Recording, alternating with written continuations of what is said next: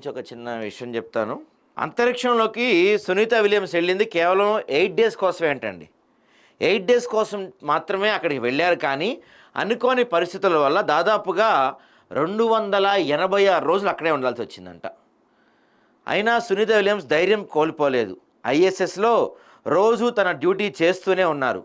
ఎన్నో సవాళ్ళు ఎదురైనా, ఆరోగ్య సమస్యలు వచ్చినా తట్టుకొని నిలబడ్డారు. తాజాగా క్యాప్సూల్ని స్ట్రెచర్ పైకి బయటికి వచ్చాక చెయ్యి ఊపుతూ నవ్వారు.